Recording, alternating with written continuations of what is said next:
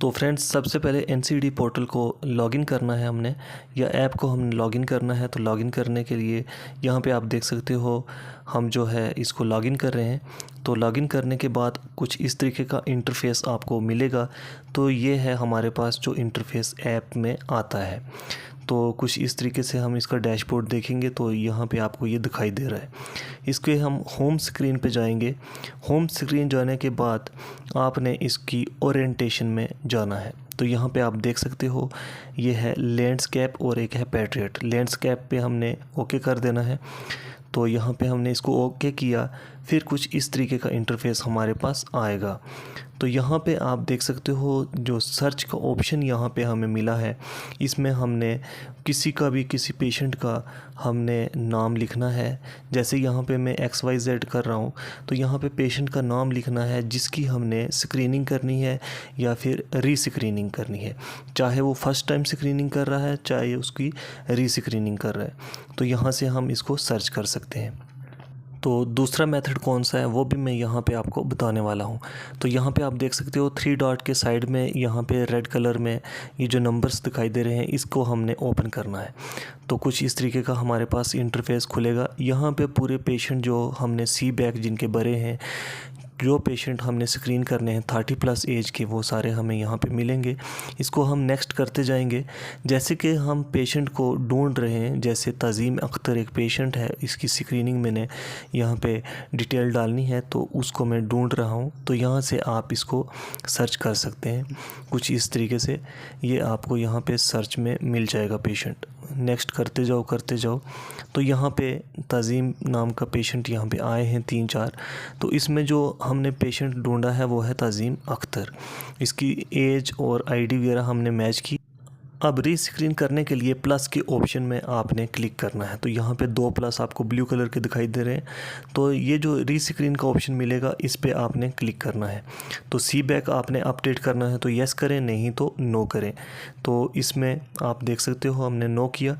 तो फिर उसके बाद डेट जो है वो इंटर करनी है। उसके बाद पेशेंट की जो रीडिंग है बीपी की, वो आपने इंटर करनी है, सिस्टोलिक डायस्टोलिक। उसके बाद पल्स रेट, तो यहाँ पे पल्स रेट भी हमने मेंशन कर दिया। तो उसके बाद ये पेशेंट को रेफ़र की ज़रूरत नहीं है, तो हमने इसको सेव एंड फिनिश किया। उसके बाद डायबिटीज़ की स्क्रीनिंग जो है वो भी करनी है इसी तरीके से। रीस्क्रीन पे आपने क्लिक किया, उसके बाद सी बैक पे हमने नो कर दिया क्योंकि इसका सी बैक ऑलरेडी फिल किया हुआ है। तो इसके जो 102 इसकी ब्लड शुगर थी, वो पेशेंट की हमने इंटर की। उसके बाद इसको भी रेफ़र नहीं हम कर सकते, तो इस पे भी नो पे क्लिक करना है। तो इस तरीके से हमने इसको रीस्क्रीन किया। इसके बाद हमने डैशबोर्ड पे चले जाना है। तो यहाँ पे आप देख सकते हो ये जो प्रीवियस स्क्रीन है, हम उस पे आगे आपने कोई और पेशेंट इसमें सर्च करना है तो वो भी कर सकते हैं।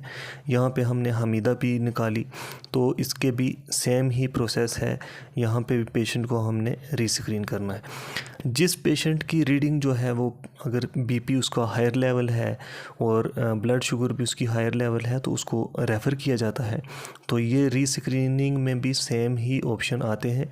तो इस तरीके से यहाँ पे इस ऐप को सबसे पहले आपने अपडेट करना है, फिर आपको इस तरीके का इंटरफेस जो है वो मिलेगा और इजी रहेगा आपको ऐप को ऑपरेट करने के लिए।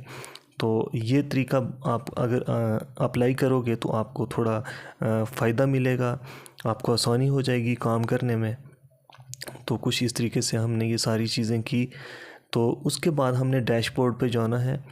तो यहाँ पे आप देख सकते हो हमने जो रीस्क्रीन किया वो भी यहाँ पे आ गया।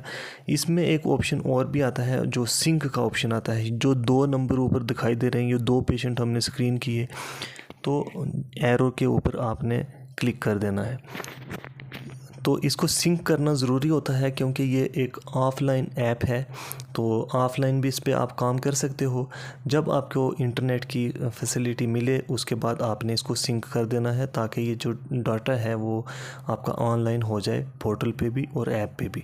तो यहाँ पे आप देख सकते हो सिंक हमने कंप्लीट कर दिया सक्सेसफुली।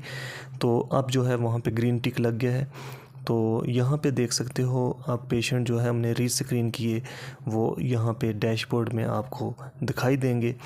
तो ये है तरीका एक आसान, आपने अगर पोर्टल या एनसीडी ऐप को चलाना है आसान तरीके से तो उसकी ओरिएंटेशन पे जाके आपने इस तरीके से ये चीज़ें करनी है।